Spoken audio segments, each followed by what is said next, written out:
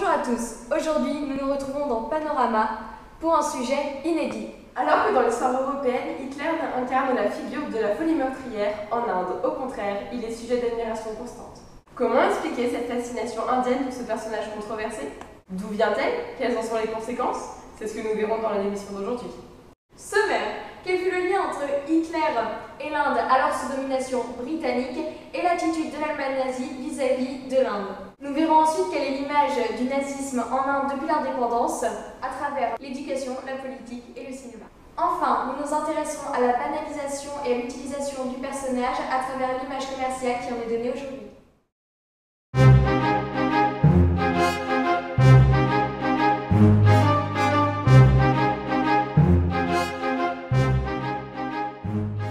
La première fois qu'on est arrivé en Inde, je crois qu'on a tous été choqués par ce symbole-là. Parce que pour nous, bien sûr, il représente la croix gammée de Hitler et donc c'est le symbole du nazisme. Je me suis rendu compte qu'ici c'était un symbole qui s'appelle la svastika. Pour en savoir plus, nous avons contacté Étienne Boussina, historien spécialiste de l'Inde contemporaine. La svastika, qu'est-ce que c'est? Donc, la svastika, c'est un symbole qui est mal connu, ou alors il est connu sous un autre nom, qui est celui de croix gammée. Donc en effet, elle est restée dans l'histoire comme le symbole des nazis, alors qu'elle est à l'origine un symbole religieux dans plusieurs religions, et en particulier dans la religion hindouisme. Pour les Indiens, la svastika est le symbole du dieu Ganesh. C'est un symbole favorable. Pour les nazis, on l'appelle la croix gammée, elle était un lien avec la civilisation aryenne, qui était pour Hitler la race parfaite. Alors la civilisation aryenne, c'est un concept culturel européen qui était au cours de la fin du 19e jusqu'au milieu du 20e siècle. C'est l'idée selon laquelle les premiers peuples parlant les langues indo-européennes et leurs descendants, jusqu'à l'époque moderne, auraient constitué une race distincte, une race meilleure. La croix gammée, c'est donc le symbole des Aryens. Elle est dessinée dans un disque blanc. C'est la couleur du nationalisme, et sur un fond rouge qui est la couleur du socialisme. Les significations de la svastika et de la croix gammée sont totalement opposées. On peut interroger la population indienne qui ne connaîtra en aucun cas la signification de la croix gammée, et les populations européennes, peu d'entre eux connaîtront de même la signification de la svastika. Mais la svastika n'est pas le seul lien existant entre l'Allemagne nazie et l'Inde occupée. En effet, alors que la Seconde Guerre mondiale s'annonce, l'une des figures les plus emblématiques de l'Inde, Gandhi, envoie une lettre à Hitler. Mohandas Karamchand Gandhi est né à Pobandar, dans le Gujarat, le 2 octobre 1869. Il s'est fait assassiner à Delhi à l'âge de 78 ans, le 30 janvier 1930. Il était un dirigeant politique, important guide spirituel de l'Inde et de son mouvement pour l'indépendance. Dans son pays, qui est l'Inde, on l'appelait communément Mahatma Gandhi, qui veut dire grande âme en sanskrit, ou Bapu, qui signifie père dans de nombreuses langues indiennes. Il refusera toute sa vie ces surnoms. Gandhi est à l'origine de la résistance à l'oppression à l'aide de la désobéissance civile et de nombreux mouvements de libération et de droits civiques. Lors de la Seconde Guerre mondiale, Gandhi a eu deux gestes qui ont très marquants, qui étaient pour un homme comme lui qui était contre la violence. Il s'est adressé 2 fois par lettre à Hitler, le plus grand personnage monstrueux du XXe siècle. Cher ami, mes amis m'ont convaincu de t'écrire pour le bien de l'humanité. Mais j'ai résisté à leur requête parce que j'avais la sensation qu'une lettre de ma part t'importunerait. Mais quelque chose me dit que je devais éviter de calculer et que je dois te faire parvenir mon appel, quel qu'en soit le prix. Il est assez clair que tu es aujourd'hui la seule personne au monde à pouvoir empêcher une guerre, pouvant réduire l'humanité à l'état sauvage. Es-tu prêt à payer ce prix pour atteindre ton objectif, aussi précieux soit-il? Écouteras-tu l'appel d'un homme qui a délibérément évité la solution de la guerre, non sans un certain succès? En tout cas, je te fais mes excuses par avance si j'ai commis une erreur en t'écrivant. Ton ami sincère, Gandhi. Dans ces deux lettres, Gandhi s'adresse à Hitler en utilisant la formule « mon ami », ce qui a choqué énormément de personnes. Sa première lettre était datée du 23 juillet 1939 et sa seconde du 24 décembre 1940. Pour Gandhi, lui écrire permettait d'exposer l'œuvre de sa vie, de ne pas considérer de différence dans les religions ou les races. Gandhi avait pour espoir de convertir Hitler au pacifisme. Il a donc écrit ses lettres à Hitler dans l'espoir d'apaiser sa colère contre l'humanité. Et en aucun cas, il ne cherchait à se joindre à lui et à ses idées. Mais Gandhi ne fut pas le seul à se battre pour l'indépendance de l'Inde. Bose, personnage peu connu des Européens, alla même jusqu'à allier son armée aux Allemands. Pendant la Seconde Guerre mondiale, l'Inde se trouvait sous la domination britannique, et nombre d'Indiens ont tenté d'apporter la libération de leur patrie. Nous avons vu Gandhi précédemment avec le pacifisme, mais d'autres ont eux tenté de libérer l'Inde par d'autres moyens, comme Subhas Chandra Bose. Il est né le 23 janvier 1897 et il est mort le 18 août 1945. C'était l'un des principaux dirigeants indépendantisme indien lors de la colonisation britannique. Il était surnommé Netaj, ce qui signifie chef respecté. Pour libérer les siens du joug britannique, Bose n'a pas hésité à s'allier avec les nazis et les Japonais durant la Seconde Guerre mondiale. Contre l'Empire britannique. Bose estimait que la résistance non violente de Gandhi n'était pas suffisante et il recommandait une résistance armée. Pour trouver des alliés contre l'Empire britannique, Bose quitte Calcutta pour Moscou le 5 janvier 1941 clandestinement. Il va fonder les corps indiens de la Waffen SS en 1943. Il devient le chef du gouvernement provisoire de l'Inde libre, basé à Singapour, puis à Delhi en 1944. Malgré tous ces actes qui, aux yeux des Européens, sembleraient terribles, Bose est aujourd'hui reconnu comme un des héros de la libération indienne. Et une statue de son visage est même exposée au Parlement indien. Qu'est-il alors enseigné de cette période historique à la jeunesse indienne d'aujourd'hui? Pour répondre à cette question, nous nous sommes rendus à la sortie d'une université, le College of Finance and Commerce, et nous avons interrogé les élèves sur leurs connaissances. Nous avons ainsi pu constater que celle-ci était limitée, car l'histoire de la Seconde Guerre mondiale était peu ou pas enseignée. You haven't talked much about it in school. No. No. Yeah. He wasn't a democratic person, and he was against the Nazis, and he was a ruler, ruler of the whole country, and then he was killed. And then he was killed, and then the differentiation between the Nazis and all it was ended. Yeah. All the Nazis. And did you learn to did you talk a lot about him or? No, there was only one chapter. So we didn't actually notice him properly. Like we were following Gandhi ji, the main Right. thing. Yeah. Okay. And Hitler, like, they studied Hitler was something. just a part of one chapter. Right. Yeah, it's just about part of one chapter. Just know about him a bit that he was a bit. He was rude and arrogant. Rude over Nazi. What we have learned in school. So yeah, we know about his action. This is what he used to do. The most famous thing what we know about Hitler is he has used Indian symbol swastik because he was dictator. He was cruel. He has killed a lot of Jews. De fait, si la Seconde Guerre mondiale est peu enseignée en Inde, c'est qu'elle correspond à une période bien plus importante pour le pays, son indépendance. Même si le nazisme est peu enseigné en Inde, cela ne veut pas dire qu'il n'a pas ses admirateurs.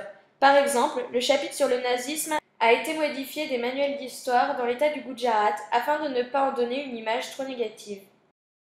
Ce manque de connaissances sur Hitler entraîne une fascination chez certains politiciens pour ses talents d'orateur. How I knew about him is because of one of the biggest politicians of India, like from the Maharashtra. He has been quoted that he's good admirer of Hitler, not because he killed people, just because he's a good artist. De plus, le chef nationaliste hindou Bhattacharya, décédé en 2012 et chef du parti Shiv Sena, a longtemps professé son admiration pour Hitler. La provocation passe par l'humour, Hitler est donc beaucoup ridiculisé, ce qui lui enlève sa crédibilité peut-être d'autant plus en Inde, où il n'est pas toujours vu comme le monstre que l'on décrit en Occident. Steiner konnte nicht genügend Kräfte für einen Angriff massieren. Der Angriff Steiner ist nicht erfolgt.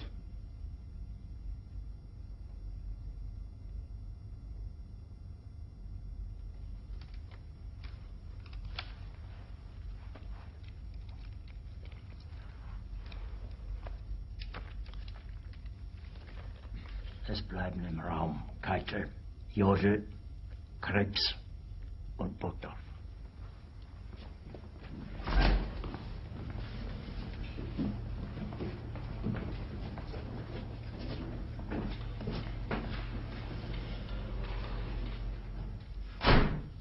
Das war ein Befehl! Der Angriff Steiners war ein Befehl! Wer schickt Sie, dass Sie es wagen, sich meinen Befehl zu widersetzen? Le cinéma étant crucial en Inde, nous avons été amenés à nous demander si Hitler y était représenté et si oui, de quelle façon. De nombreux films indiens ont repris l'histoire, le personnage ou le nom d'Hitler. À chaque fois, les réalisateurs défendent leur choix par une envie de provocation. Gandhi to Hitler, réalisé en juillet 2011 par Rakesh Rajan Kumar, relate la relation entre ces deux leaders. Ce film se révèle être assez loin de la réalité et a entraîné des plaintes de la communauté juive.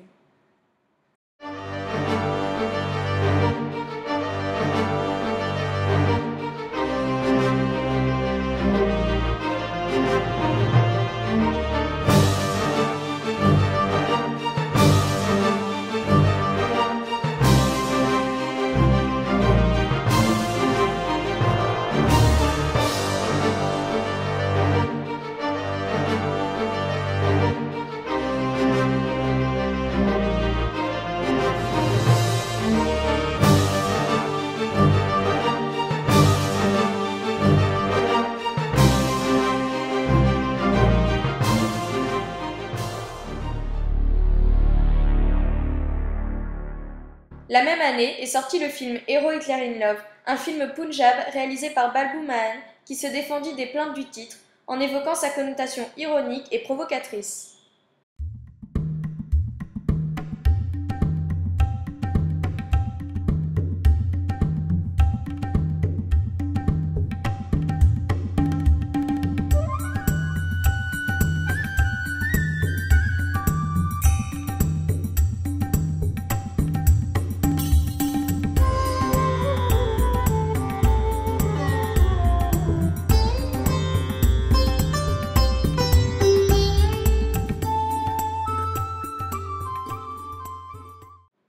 De plus, les Juifs ont demandé à une série appelée Hitler Didi, diffusée sur la chaîne indienne Zee TV, de changer de nom.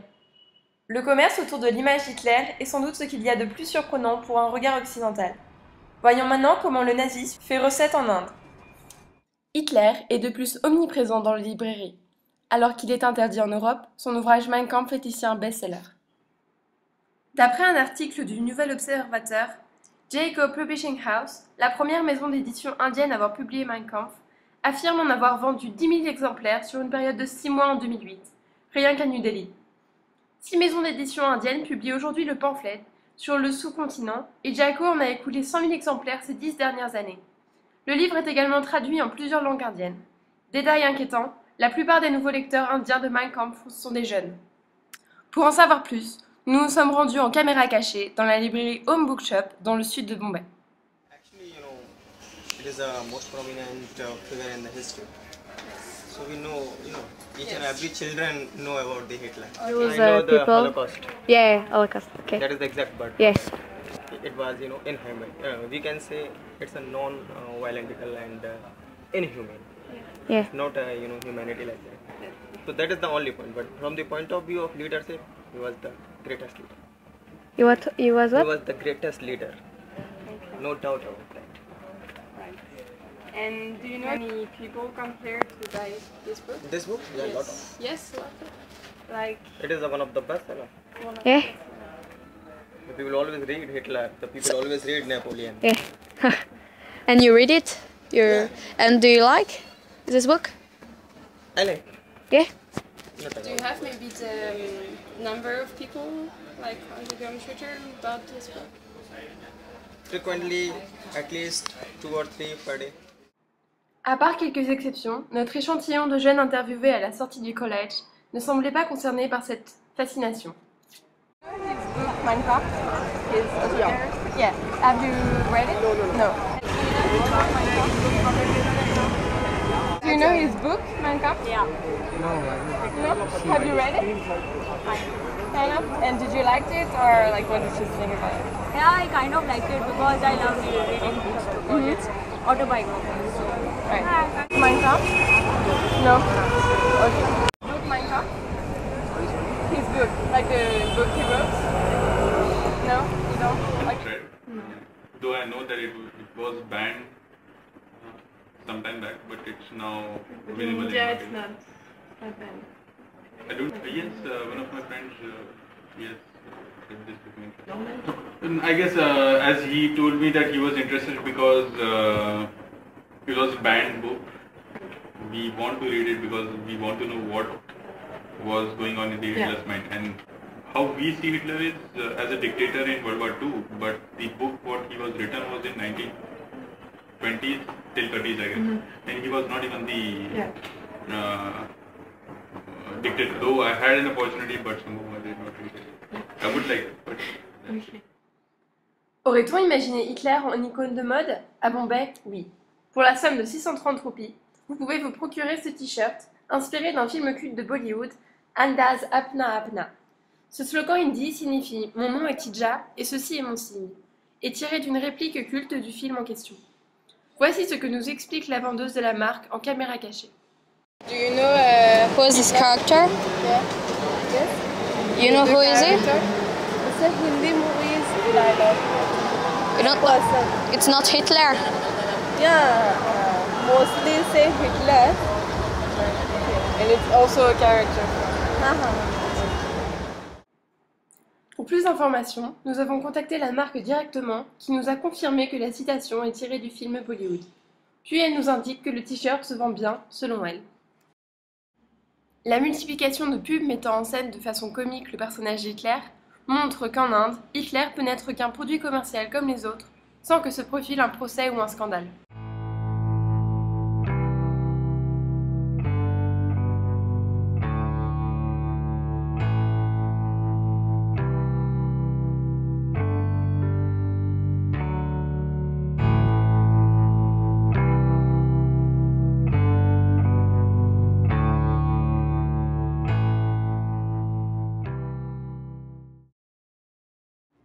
Tout de même, 2 commerces à l'effigie d'Hitler firent scandale partout dans le monde ces dernières années.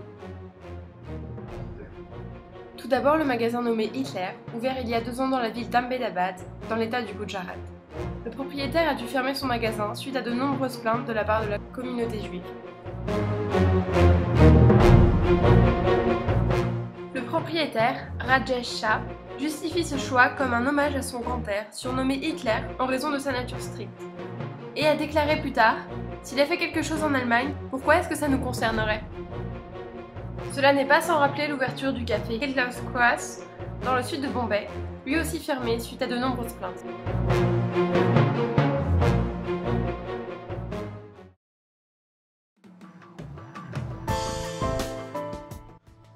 En conclusion, Hitler et le nazisme restent des sujets peu voire pas du tout enseignés en Inde, qui privilégie son histoire et son indépendance. Hitler incarne donc le pouvoir et l'autorité aux yeux de la population indienne.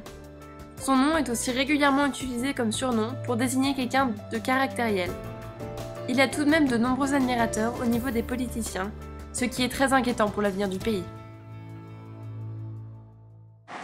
Et là, chers téléspectateurs, notre émission est terminée pour aujourd'hui. Merci de l'avoir visionnée et nous nous retrouvons la semaine prochaine pour de nouvelles découvertes avec Panorama.